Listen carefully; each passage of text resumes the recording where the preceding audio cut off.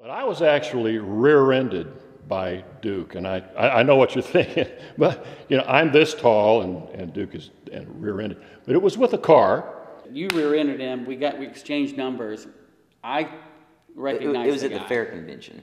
Okay, so I recognized the guy. It's probably in the parking lot. And he said, "Aren't you guys that guy that sings and that guy that does comedy?" And I said, "We're those guys." And I said, "Aren't you that guy that books some friends of mine that have a band?" And he said, "I'm that guy." His name is David Huffston. Steen. Let's just talk about their name, Duke and Darrel. Duke and Darrel, Darrel and Duke, Duke and Darrel. An entertainer's name is their calling card. It's like their logo. So it's got to roll. You know what I mean? It's got to make sense. People have to be interested in it. Duke and Darrel, Darrel. See how that flows? We did a showcase at the fair convention, and he was in the audience. Now let's talk about the state fair. We're talking horses and pigs and chickens. So what they did was Duke was actually dressed up as a goat. It was amazing. He had a little goat outfit, and Darrel was pulling him around on a leash through the crowd. And this is how they got up to the stage. The last act was just finishing. It was fantastic. And they got up there, and then Duke just explodes out of this goat costume, and the crowd went wild, just crazy.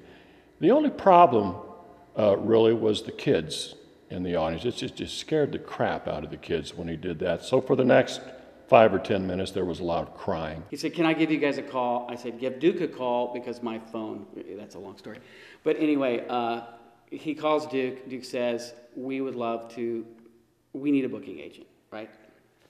Yeah. Well, that's how I remember it. And that guy's been our friend ever since. We haven't talked to him in a while, but he started us in the studio, recording studio, within, a month? Punk and Shrunk, that was the first one we did at the Tin Can Studios. I'll never forget that. Darrel, it was the early 80s, punk was happening, punk was hot. Darrel had his hair up in kind of a mohawk, had some like red flames coming up. Duke tried the same thing, a thing like that. And the poster was killer. I remember we had trouble again, getting them both on the poster because one's so tall and one's so short. Again, Darrel had a whole, but let's see. If I remember right, it was like a javelin. Yeah, we had him up here like this. It was like Darrel had a javelin or something with the punk hair coming out. Punk and Shrunk, a lot of comedy on that album. So I was the punk and, Shrunk. Huffston says this, he starts laughing. He must have laughed for like 8 minutes straight. He's like knocking over things off his desk. I thought he's going to wet his pants. And so I thought, it's not that funny. He had a condition. It wasn't the jokes. Well, all a bladder. He always had a bladder control. He's always going to the restroom. I don't know what he was doing. But anyway. The album just didn't come off. I'll never forget. Duke came to the studio. My secretary buzzed me. She said, "Duke's here to see." I said, "Send him in." I was like reading something, I was pretty busy. I said, "Send him in." And kind of forgot all about it. I'm working on my desk, this and that. 5 minutes goes by, and finally I hear this little voice that says, "How's the weather up there?" And I thought, did my radio come on? I had a little radio sitting on the desk up here. "How's the weather up there?" I'm looking around, and finally Duke jumps up from the floor, just jumps up and says, "How's the weather up?" He had been sitting down there all this time in front of my desk, and I didn't have a clue. I had no idea who was down there. And so, I made it one of the bits on the, I have to pee. Can I just, is it okay if I just take it with me? There was one hit on the album, and it was called "How's the Weather Up There?" It was a funny thing. It was a song parody we did, and that one actually got quite a bit of airplay in Southwest Missouri. And that kind of put us on the map in both Taney County, Stone County, Lawrence County, and maybe Berry County or Christian County, and Greene County, Polk County, several of the counties.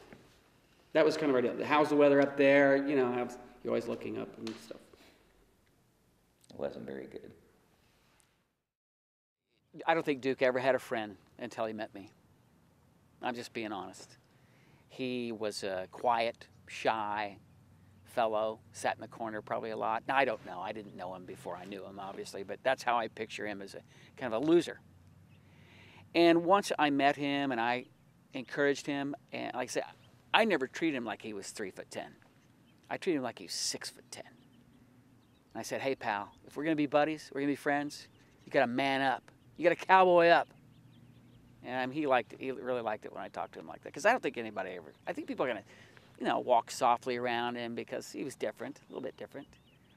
But to me, he was just he's just a punk kid that sang like Elvis. I said, man, you got talent.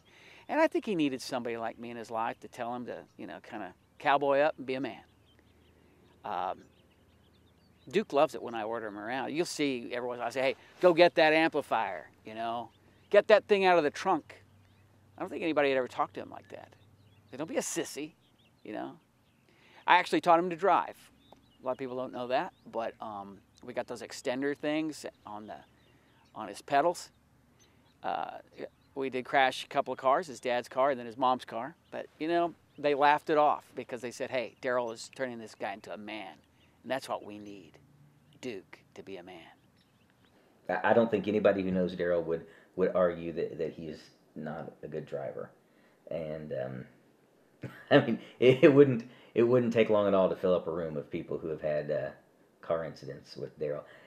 Matter of fact, one of the very first things I remember happening with the two of us was right after, I believe we'd done the Broiler Festival. We had another offer to go up to, I believe it was Minnesota, to do a performance up there. And neither of us, of course, were making money. We didn't have a vehicle that would make it. And so we convinced my father to borrow his car, and drove all night, did the performance, drove back. We were 14 miles from home, and Darrel decided that he needed to stop and have a refreshing moment of a drink and a stretch. And the car ended up in not so good shape afterwards. Bless his heart. He was so enamored with my father. He begged me to take the blame. And I did.